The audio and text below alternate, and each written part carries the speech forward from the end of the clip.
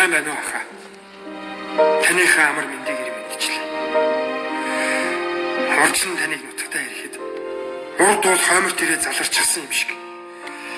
Хайл сайхалдаар явахтаа хүртэл ах танаараа гангараад л муу металт ахтай хүн ийм л байдаг даа гэж гайхуулаад л ястай сайхан байж билээ. Тэр үед таныг явуулахгүй гэж гойж гувшаад ч хамаагүй үлдээмэл байсан ч 2-7 хоногийн чөлөөгөр солонгосоос биш. Алдаж интсэн аавын хүүгийн ороод гардах газраас ирээд буцаж байгааг чи мэдсэн болохоор дүүн хэлж зүрхлээгүй юм аа. Эргэж ирэх хон хугацааг чи мэдэхгүй дээ. Үнэхээр хүлээж зур төвчилгүй намар би наамч нөтсөн. Өндөр хашаан дотор орч чадалгүй би буцсан. Танд минь юу ч тохиолдсон бай. Та бол миний ах. Газар дээрх ганц ах минь шүү дээ. Голомт салгаж айл болоход хоймортны суух аавын үүрэгт багтаа хүүхдэд шоглуулж хаад. Ахтаа хилэндээ гэхэд сургнаас чинь сүрдэж намайг эргүүлж харагддаг байж гэлээ. Аха.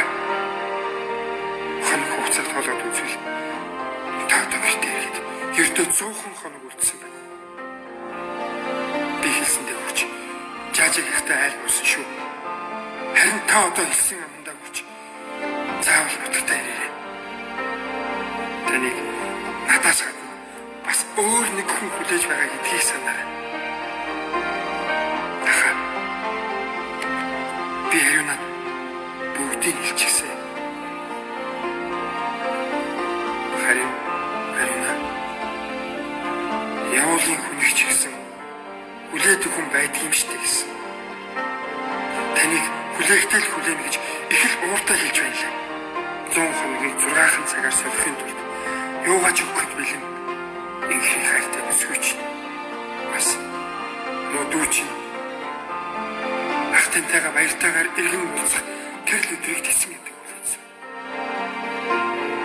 Аха. Би таныг зам даган алхах явуулын хүн биш. Хатуу орчлон хамтдаа тулах хамгаас эрхэм хүн минь гэдэгт үргэлж итгэж явдаг шүү.